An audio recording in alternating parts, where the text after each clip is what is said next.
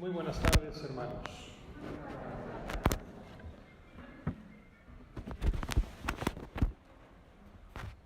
He querido titular esta reflexión del cuarto domingo de Adviento con la expresión un nuevo templo para Dios. Haciendo esa relación entre la primera lectura que acabamos de escuchar, en la que el rey David construye ese primer templo del monte Sión de Jerusalén, y el Evangelio que escuchamos, precisamente en el que Jesucristo nos indica la novedad del nuevo templo cristiano, muy dispar precisamente de lo que representaba aquel templo judío inicial, después mejorado obviamente en majestuosidad por su hijo Salomón. Por tanto, empecemos a hablar de esa casa para Dios que nos preocupamos de construir los hombres. David ciertamente fue un hombre, un rey, podríamos catalogar de piadoso, justo. Y cuando él se establece finalmente en su palacio, quiere al mismo tiempo construir un templo para Dios. Dice que no es justo que él esté viviendo en una casa de cedro mientras Dios habita, el arca de la alianza, habita en una tienda. David, por tanto, nos damos cuenta que quiere corresponder con Dios. Para él, para el Señor, todos los tesoros y todas las bellezas. Para el Señor, la música y los aromas. Una casa espléndida. Leemos en el libro primero de las Crónicas, capítulo 29. Doy a la casa de Dios todo el oro y plata que poseo. Y especifica la cantidad. Entrega 3.000 talentos de oro de Ofir y 7.000 talentos de plata acrisolada. Y a lo mejor la cifra nos suena extraña, porque no conocemos el valor de un talento, ¿verdad? Un talento en el Antiguo Testamento equivalía a 34 kilos. 34 kilos. Así que multipliquen 3.000 y 7.000 por 34 y les va a dar 102.000 y 238.000 kilos. En la mañana me preocupé de buscar el precio del oro y de la plata en el mercado de hoy en México.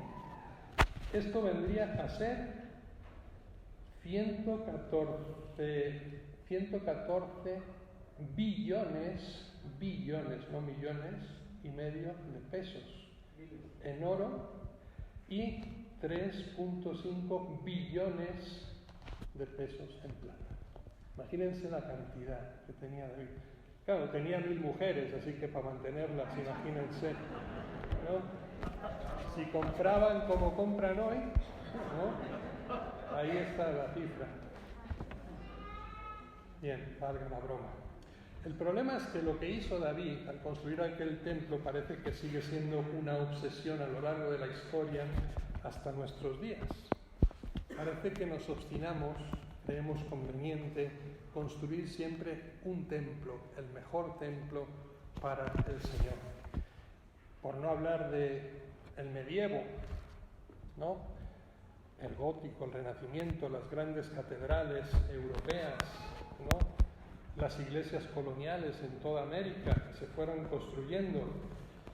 Es más, hubo una época en la historia en que cuando tú colaborabas para construir el templo, hasta podías ganarte el cielo con una indulgencia que te daba, ¿no? El Santo Padre, que te daba acceso, un título de cielo, de salvación. Bueno, lo que aten en la tierra quedará atado en el cielo, dice Jesús, ¿no? A San Pedro. Lo que no sé si el Papa que las dio también se salvó, ¿no? Pero el que las recibió, seguro. Fue la causa de la gran ruptura, el gran cisma de Occidente de Lutero, fue precisamente el tema de las indulgencias, ¿no? El mercantilismo con Dios. hemos convertido nuestra iglesia en un mercado. Esto lo denunció Jesús precisamente en aquel templo de Jerusalén y lo podríamos seguir denunciando incluso hoy en nuestros días. Lo curioso es que construimos los templos para mayor gloria de Dios, pero también a veces para la mayor gloria de la iglesia, que sería entonces aceptada y reconocida por su poder. Y no precisamente por su poder espiritual, sino por su poder temporal, en muchos de los casos. Y aquí hay una contradicción muy fuerte, y es la motivación que lleva a David, que lleva a Salomón, y que ha llevado a la Iglesia a lo largo de los siglos para construir estos templos majestuosos. Porque en David concretamente no parece tan pura la intención de construir aquella casa. De hecho, cuando ustedes leen la segunda carta de Samuel, en el capítulo 6-12, precisamente se habla de que el arca de la alianza, que era la que estaba en aquella tienda, había bendecido la casa de Abedemón con todas sus bendiciones. De tal manera que David manda llevar a Sión el arca de la alianza, construir aquel templo para recibir la bendición de Dios que estaban recibiendo otros en su lugar. Quizá había un interés particular en el hecho de tener esta arca de la alianza en su poder. Por cierto, por curiosidad, ¿ustedes saben lo que contenía aquel arca de la alianza? No. Las tablas de la ley, el maná del desierto y el bastón de Moisés. Es lo único que había en aquella arca. ¿Sí? Era el símbolo del poder de Dios en medio del mundo durante aquel proceso del Éxodo. La pregunta que yo me hago a raíz de esta reflexión es: ¿qué pretendemos al construir templos? ¿Quizá un Dios a nuestra medida? ¿Un Dios a nuestro alcance? ¿Un deseo de asegurarnos la presencia protectora de Dios a nuestro lado? ¿Fijar su residencia de manera estable? ¿Regular incluso sus encuentros con nosotros, no cuando Él lo dispone, sino cuando nosotros estamos dispuestos? Se trata de hacer a Dios quizá un poco más asequible, concreto, limitado. ¿Se dan cuenta de que casi estamos intentando domesticar a Dios a capricho personal? Un Dios hecho a nuestra medida, familiar, cuyos gustos y reglas todos conozcamos. Fíjense cómo Natán, el profeta de David, pondrá las cosas en su lugar. ¿Vas a construir un templo para el Señor? No. No serás tú el que construya un templo para Dios. ¿Por qué? Porque Dios no quiere palacios. No le gusta meterse en una casa. ¿Por qué? Precisamente porque quiere estar en todas las casas.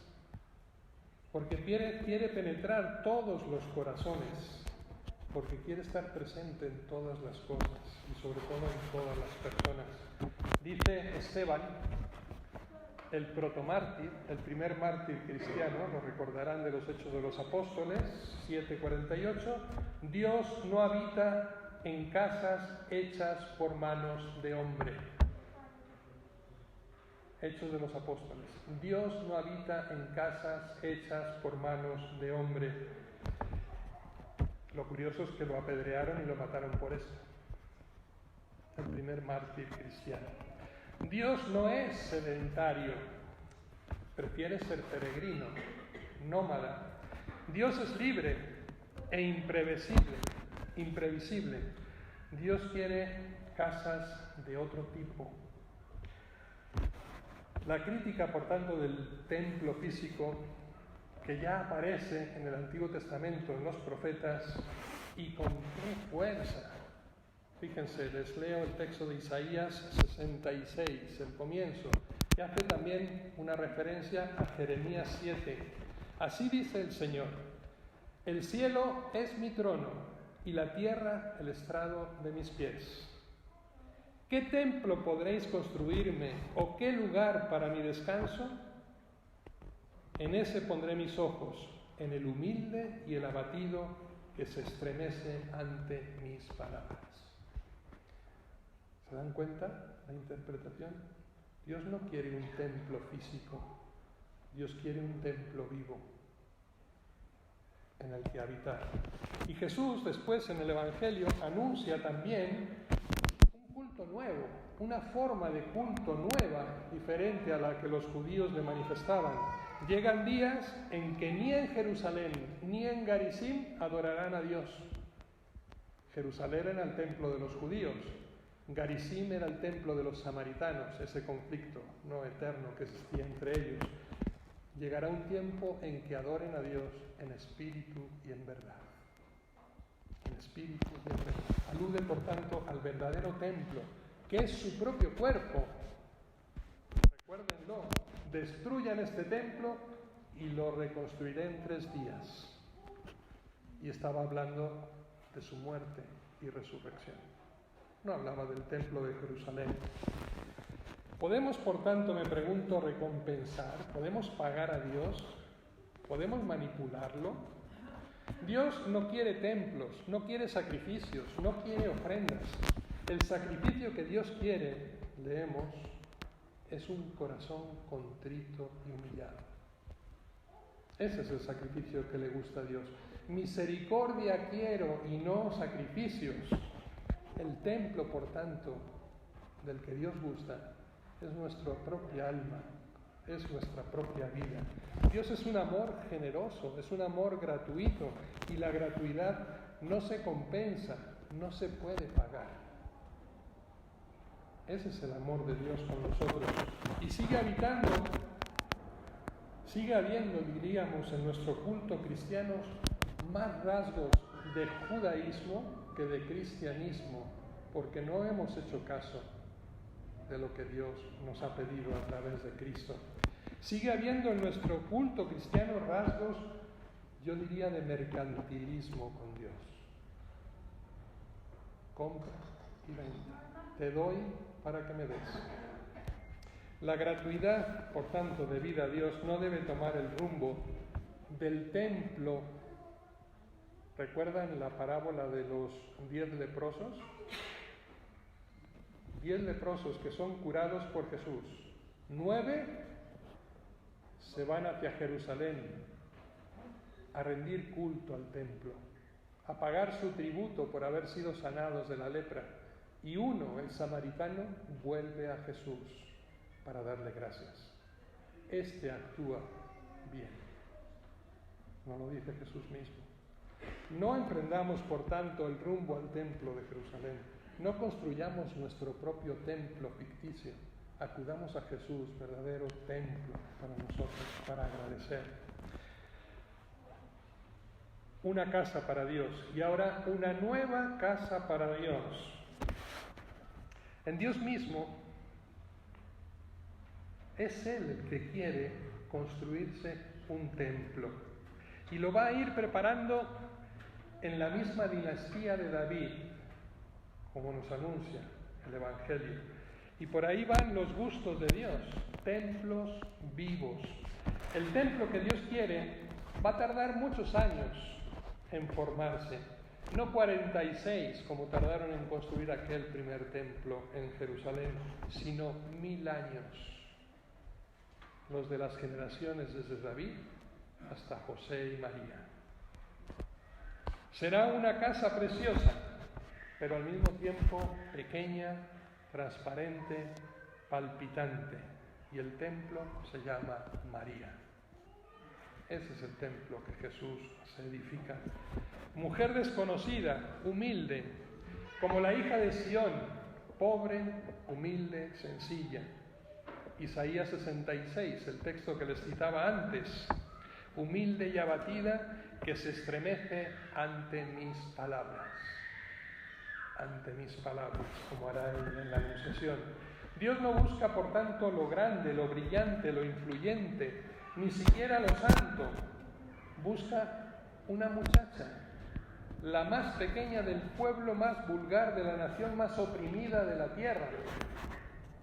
A ella la busca para construir su hogar, y la doncella se llamaba María. Y cuando él actúa, deja siempre la marca inconfundible de la pequeñez y de la humildad. Este es Dios. O sea que Dios no quiere nuestras cosas, quiere precisamente nuestro vacío, hacer espacio a Dios en nuestra vida. Dios no quiere nuestras virtudes, sino nuestra pobreza. Dios no quiere nuestros méritos, sino nuestra fe. Pobreza, fe, vacío interior, donde Él pueda caber, porque mira la pequeñez de su esclava. Los templos que Dios quiere, por tanto, ¿cuáles son? No se trata de colocar a Dios en un lugar externo, en un lugar grandioso, pero al mismo tiempo frío. Se trata de ofrecer a Dios un espacio íntimo, cálido, palpitante, un lugar en nuestro corazón. Ese es el templo que Dios quiere. ¿Qué deseo tiene Dios de vivir en estos templos? Busca personas que le abran las puertas del alma, dispuestas a la escucha, a la acogida, que digan fiat, hágase. O como pronunció María, porque María no hablaba latín ni griego, hablaba arameo o hebreo, y seguramente dijo una palabra que nosotros hemos pronunciado muchas veces: amén. Es decir, así es, a la palabra de Dios. El templo catedral le viene estrecho, pero el templo corazón es donde puede recibir toda la gloria de Dios. Pero el templo de María es distinto. Iba a ser algo mucho más divino y sobre todo auténtico y verdadero. Hay una doble función en María. La de acoger a Dios en su alma, ser templo del Espíritu Santo, y al mismo tiempo acoger al Hijo de Dios en su vientre, de manera física, real. Su alma ya estaba llena de Dios, lo veíamos, ¿no?, en la Inmaculada días pasados, rebosante de gracia. Uno de los primeros dogmas de la Iglesia, la quejaritomene, la llena de gracia, ¿no?, como se pronuncia en el Evangelio. Su vientre se convierte en la nueva casa, en el templo de Dios. Es decir, la pequeña hija de Dios se convierte en la madre de Dios, de su Hijo. Es decir, la Theotokos, que llamaban los griegos, la madre de Dios. Y al mismo tiempo Pártenos, es decir, virgen y madre. Las primeras manifestaciones dogmáticas que ha tenido la Iglesia: Pártenos, Theotokos, quejaritomene, ¿sí?, llena de gracia, virgen y madre. La esclava será la señora, la desconocida será bendecida por todas las generaciones. Imagínense la grandeza de la humildad y de la pequeñez. El cielo, por tanto, se traslada a la tierra. ¿Por qué es que nosotros, mexicanos, y mucha parte de los cristianos del mundo, cuando hablan del cerrito del Tepeyac, dicen un pequeño cielo en la tierra? Una parte de cielo en la tierra. Cuando meditaba sobre esto, me acordaba curiosamente de mi abuela materna, que es a la que más conocí, porque cuando yo llegaba a saludarla de niño, me decía cielo, sol, te comería besos, todas esas cosas que decían las abuelas antes. Pero qué curioso, porque en el fondo mi abuela era profeta, o estaba profetizando, ojalá, porque todos somos un pequeño cielo en la tierra, si realmente permitimos que Dios habite en nosotros, si somos verdaderos templos de Dios en el mundo. Somos parte de ese cielo en la tierra, somos esa luz que emana no del sol que nosotros vemos durante el día, sino de la nueva luz que emana de Jesucristo. Conclusión: ser templos vivos de Dios, construir pesebres para el Señor. No ese que adorna nuestras casas, sino el auténtico pesebre en el que Jesús quiere nacer esta noche. Tu corazón, tu vida. Construye pesebres para el Señor. No sé si hemos aprendido la lección de los templos. Dios quiere templos, naturalmente, pero no como los de David y Salomón, sino más parecidos al templo de María. Nosotros venga a construir catedrales e iglesias bellísimas y Dios venga a plantar tiendas en la tierra continuamente.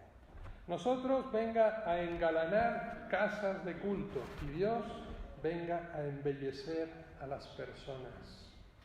Nosotros venga a llenar las iglesias de tesoros y de adornos con las joyas a las imágenes. Aquí tenemos una hermosa.